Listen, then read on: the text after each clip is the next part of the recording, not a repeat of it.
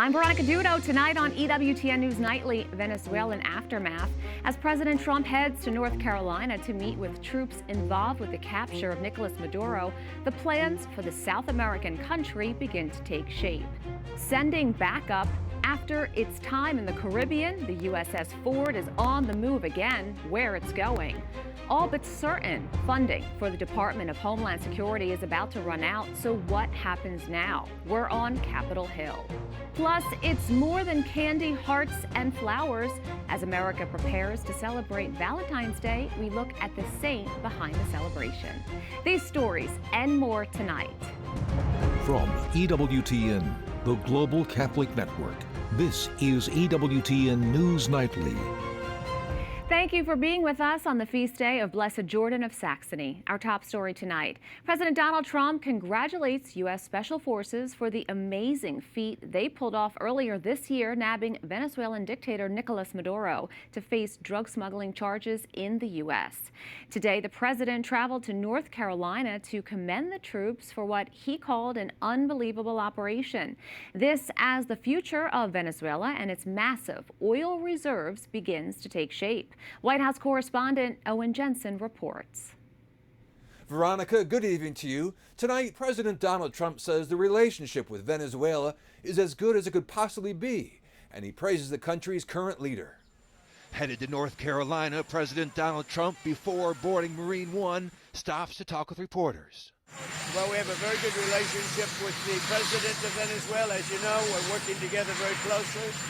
We have our big oil companies going in. They're going to be taking out the oil and selling the oil for a lot of money, and Venezuela is going to get a big part of that money. And the relationship we have right now with Venezuela is, I would say, a 10. And later, the commander-in-chief fires up the soldiers at Fort Bragg, who pulled off the dangerous mission to grab Nicolas Maduro. Some of our greatest soldiers right here to ever live, frankly, successfully captured the outlaw dictator of Venezuela, Nicolas Maduro. Back in early January, under cover of darkness, the Special Forces stunning the world, sweeping into Venezuela, a precision mission dependent on speed and stealth, and promptly hauling Maduro away to the U.S. to face justice. And it was in a matter of minutes before he was on a helicopter being taken out of there. They had to go through steel doors. The steels were like, it was like paper mache. You know what paper mache is? That's weak paper. First Lady Melania Trump also making the trip to Fort Bragg, one of the largest bases in the world, to spend time with military families. Meanwhile, nearly 2 months after the attack on the South American country, the Trump administration focusing on oil. U.S. Energy Secretary Chris Wright visiting Venezuela to assess the country's oil industry as the Trump administration eases sanctions and pushes a major overhaul. It was one of the absolute riskiest, worst business environments there was 2 months ago. Today it's meaningfully better. You know, is it Norway? Of course not. That's going to take time, but it's moving that direction. Venezuela has recently passed a law that opens oil to private investment. And the U.S. government is not going to offer physical security or economic security. American businesses and international businesses, they do business all around the world in all different political and risk environments. President Trump's visit to Fort Bragg comes with an eye on November as well. The president has been hitting the road more frequently to states that could play key roles in November's midterm congressional elections. Also in his speech today in North Carolina, President Donald Trump reminded the troops that he recently sent them each a check for $1,776 for what he says is their incredible sacrifice in keeping America safe and free. And up next for the president, he'll spend a long 3-day holiday weekend in Florida before returning here to Washington on Monday. At the White House, Owen Jensen, EWTN News Nightly. The most advanced carrier group in the U.S. Naval Fleet is heading to the Middle East. A senior administration official says the USS Gerald Ford will join the USS Abraham Lincoln in the Persian Gulf. It had been positioned in the Caribbean Sea. The move comes amid President Trump's talks with Iran over the country's nuclear weapons program. Trump says he's hoping to reach a deal with Tehran over the next month. He's warned of steep consequences for Iran if an agreement agreement isn't made. Secretary of State Marco Rubio is overseas in Europe for the Munich Security Conference. It comes amid a time of strained relations between the United States and Europe. The German chancellor says he hopes to repair and revive transatlantic trust. Last year, Vice President J.D. Vance made headlines at the conference for criticizing Europe over the state of democracy and the freedom of speech across the continent. The shutdown of the Department of Homeland Security is all but certain. Congress has left town without funding the agency. A last-ditch effort by the White House with Senate Democrats failed. They wanted to rein in ICE following a pair of deadly shootings in Minneapolis. So when will DHS reopen? Well, that's anybody's guess right now. For more on the stalemate, we are joined by Capitol Hill correspondent Eric Rosales. Eric. Yes, good evening, Veronica. That's anyone's guess right now. On this last day before funding runs out, there will be no 11th hour votes on the House or Senate floor. That's because lawmakers, they left town without a deal. Meanwhile, DHS's 260,000 employees are left in limbo, and right now both sides are blaming each other for the impasse. Republicans chose to put a bill on the floor that ignored the abuses, ignored the outrage, ignored what the American people want overwhelmingly. And they failed to get the votes to avoid a shutdown at DHS. It seems to me the appearance here is that some Democrats, House and Senate, want a government shutdown. They want to impose more pain on the American people. For what? I have no idea. The ICE funding is already done for the entirety of the Trump administration, so they're not affecting that in any way. Republicans add the violence, and Democrat-supported sanctuary cities like Minneapolis allow local authorities not to cooperate with federal law enforcement. Do not tell law enforcement when murderers and rapists are being released from prison. They do not have the moral high ground here. We should, as Republicans, lean into this. The American people want deportations. They're tired of the lawlessness. And the Democrats can pound sand as far as I'm concerned. But Democrats have drawn a red line. No more money for DHS until ICE is reined in. No more funding. The Senate shouldn't cave. And the demands that have been presented are like the bare minimum. This agency is awash in money, billions and billions of dollars. And as long as these ICE agents continue to use these lawless and, I believe, unconstitutional tactics, I don't see how anybody could fund them. ICE operations have enough money to last through the Trump administration, but FEMA, TSA, and the Coast Guard all come under the DHS umbrella. Their funding would stop. FEMA alone accounts for more than a quarter of DHS's budget. We can do a FEMA supplemental. We've done that in the past. So you can put a FEMA supplemental on the floor. We've done that when FEMA's run out of money after disaster. So that's commonplace. So we have some fixes here. And by the way, we do need to point out that the public probably won't see much pain from this shutdown, at least for now. TSA airport screeners won't miss a full paycheck until March, and billions of dollars still remain in the FEMA coffers to respond to natural disasters. So lawmakers right now, they really don't see the urgency to get a deal done, and both sides appear to be dug in. At the Capitol, Eric Rosales, EWTN News Nightly. New numbers show a key measure of inflation has fallen to a near 5-year low. This is according to the latest data from the Bureau of Labor Statistics. Overall, inflation in January was just 2.4%. That's down from the previous annual pace of 2.7%. Core prices, which include the volatile food and energy categories, rose just 2.5% in January from a year ago. That's down from 2.6% the previous month.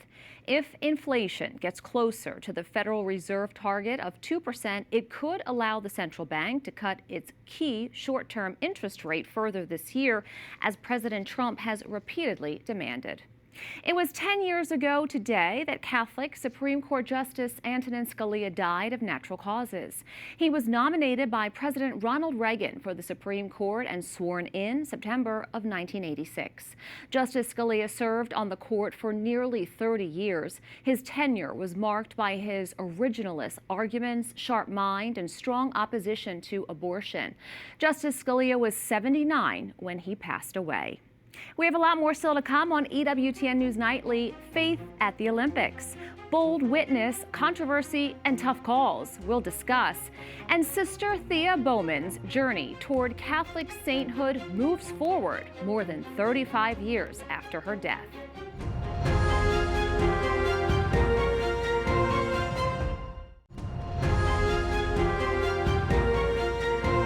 Welcome back. With 1 week down and 1 to go, athletes from around the world have been breaking records and bearing witness to their faith at the Winter Olympics in Milan. So far, Norway and Italy are tied for the most medals, with Norway in the lead for the most gold. The U.S. falls in third place at 14 medals, France and Germany trailing not far behind. With just over a week left and 48 of the 116 events completed, it's still yet to be determined which country comes out on top. Joining us for more is Doug Eldridge, founder of DLE Agency. Doug, thanks so much for joining us. Hey, thanks for having me. So lots of people have been watching the Olympics. What do you think of how Italy has been hosting the games, and how are things looking for Team USA?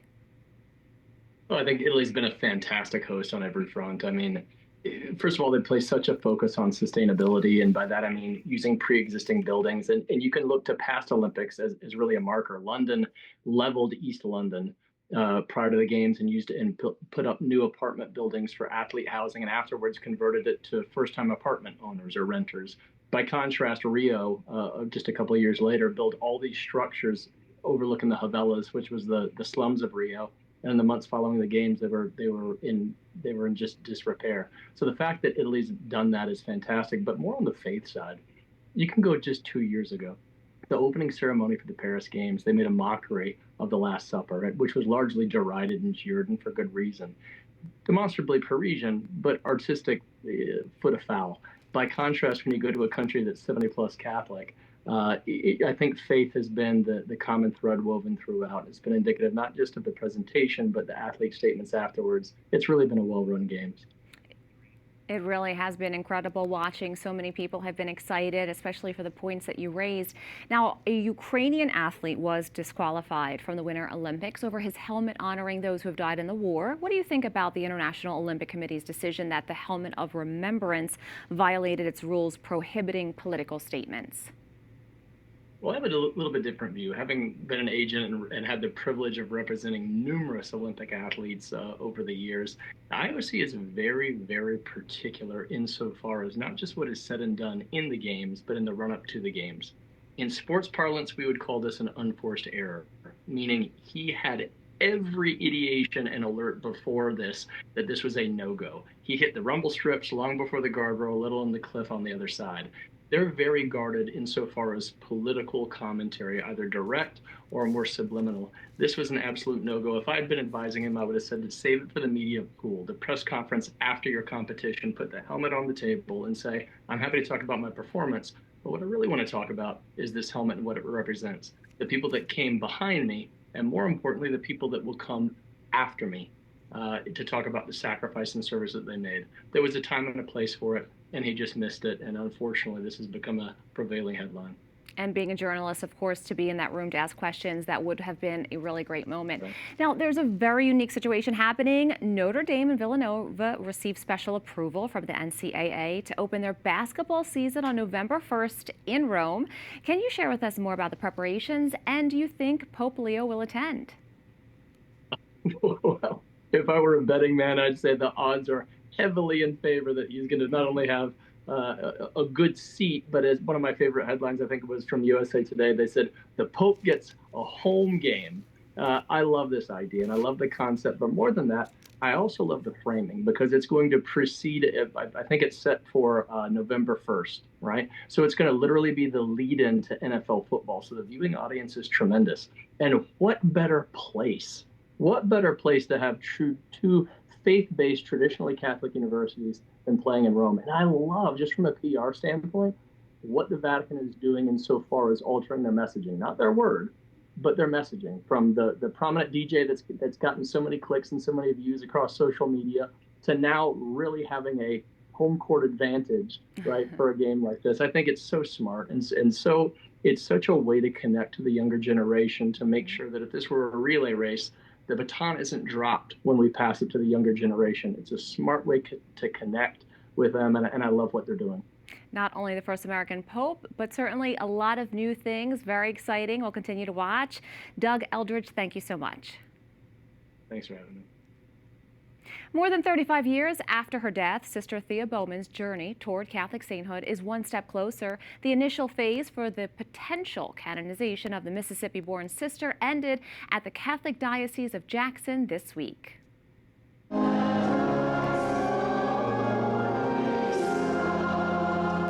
Edict for the opening of the cause of the application and canonization of the servant of God, Sister Thea Bowman.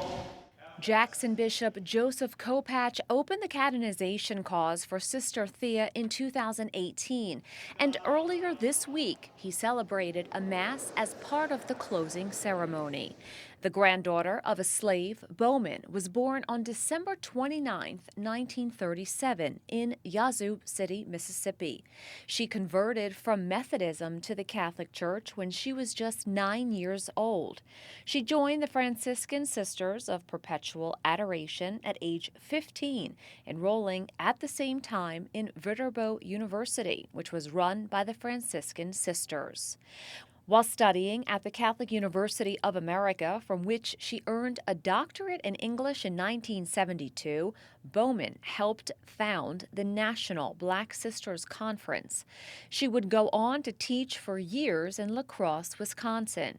She was the first African-American woman to address the U.S. Bishops' Conference. That keynote showcased Sister Thea in her element, sharing her faith and love of God, urging racial awareness and reconciliation within the Catholic Church. What does it mean to be black and Catholics? It means that I come to my church fully functioning. That doesn't frighten you, does it?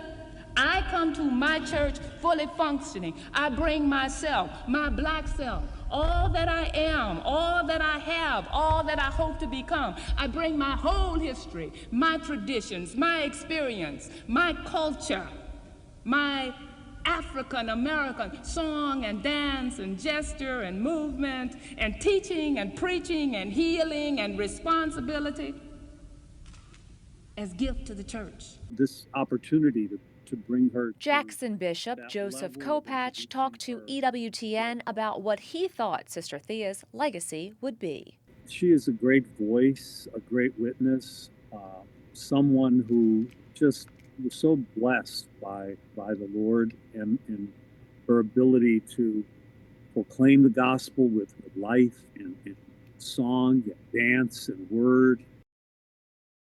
Up next on EWTN News Nightly, message of hope. For the Lenten season, Pope Leo urges listening, fasting, and community.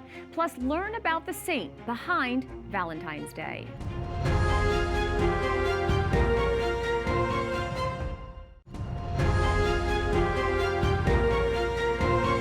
Pope Leo invites Catholics to open ourselves up to listening, fasting, and community. He also urged the faithful to abstain from words of hatred in order to make space for words of hope and peace. In his Lenten message, the Holy Father focused on the importance of listening to God and to those around us, allowing ourselves to enter into authentic relationships. During this liturgical season, Pope Leo offered Christians an opportunity to place the mystery of God back at the center of our lives. Pope Leo concluded his 2026 Lenten message with a call for Christian communities to become places where those who suffer find welcome. Almost everywhere in the world, February 14th is celebrated as Valentine's Day, a date associated with love. But its early Christian origins commemorated something different. EWTN Vatican journalist Benedict Settigren tells us more about its history and the saint whose love of God lies at the heart of the feast. Valentine's Day has become one of the biggest celebrations of love in the modern world. In the weeks leading up to February the 14th, stores fill their shelves with flowers, heart-shaped boxes of chocolates, balloons, and cherubs shooting arrows of love. But this isn't a Hallmark holiday, it is the feast day of Saint Valentine, and it is a much different story of love. Inside the ancient church of Santa Maria in Cosmedin in Rome, Monsignor Cihade Abud tells us about a Christian martyr who preached the gospel of love secretly married soldiers and was beheaded for his faith. Il martirio è la massima espressione dell'amore. Martyrdom is the highest expression of love, because it's just like that of our teacher Jesus, who died out of love on the cross. This is the supreme expression, to give ourselves in love to others and for others. Valentine was killed, not by his own will, but by decree of the emperor. Yet he first wanted to make this love leap forth, to bring it to light, to show that it can be lived here on this earth. Che si può viverlo su questa terra. On the eve of the feast, a group of pilgrims from the United States came to venerate the relics of the patron saint of chaste love, engaged couples, and happy marriages. Married couples also received a nuptial blessing to renew their vows. El momento ha sido especial. The moment was very special because today marks 11 years since my husband's passing. So even though he wasn't here to receive the blessing, since others were renewing their wedding vows, I have in a way renewed mine internally as a dedication to him. But it was very beautiful to see the couples coming together, uniting, and being with each other. It brought back memories for me. It was something truly lovely, especially in a society today where that kind of bond is so rare. Falta mucho ese vínculo. St. Valentine's steadfast defense of the sacrament of matrimony against the emperor to the point of death stands as a powerful witness. The saint is not only an inspiration to protect the sacredness of marriage, but also a reminder of the true meaning of love, that it is sacrificial, that it may not always be easy, but that it is eternal. What Saint Valentine, I think, shows us by his martyrdom is that it's good to give your life for a bigger cause, and this cause is the love of God. So love is a word that's so used nowadays in so many senses that are not good, and it's good to purify this word with really good examples as the martyrs. Married couples, maybe they are not asked to give their blood immediately, but they have to give a little bit of their blood every day in order to keep the marriage, to keep the family united, and to grow in the love of each other and the love of God. In Rome, Benedictia de Grian for EWTN News Nightly. What happens when an atheist who just wants a job meets a girl who just wants to be a nun? You get a Catholic rom-com sensation, and that's the plot. If that plot sounds familiar, then you are familiar with EWTN's web series, James the Less.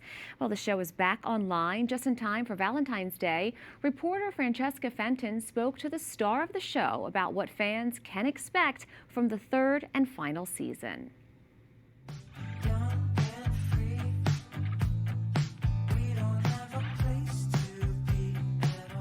James Little has had quite the spiritual journey over the last 2 seasons. I can't land anything in my field. A self-proclaimed atheist desperate for a job applies for a handyman position at St. James the Less Catholic Church. No, I was just... After spending time with the pastor and a special parishioner, James's life begins to change in some unexpected ways. Catholic artist and missionary Tanner Kalina says he has learned a lot from his character. The faith is vibrant, and it's just a good reminder that inside all of our hearts, we're like aching and longing for the Lord, and we're longing for like a guide to just invite us and to bring us to the Lord. So playing James has kind of like reawakened that reality to me, and that like when we just speak truth and when we just put someone in front of Jesus, then it awakens something very deep within someone. Is anybody there? Season 2 ended on a big cliffhanger. So what happens in Season 3? I think that we can expect some closure. You know, all the open-ended questions that we have, I think we can find some very satisfying answers. He hasn't called. Once it all comes to an end, Kalina has one wish. I hope that they're having fun and just like falling in love with these characters and recognizing that I recognize that, like, oh yeah, our faith is a great treasure. I'm Francesca Fenton for EWTN News Nightly.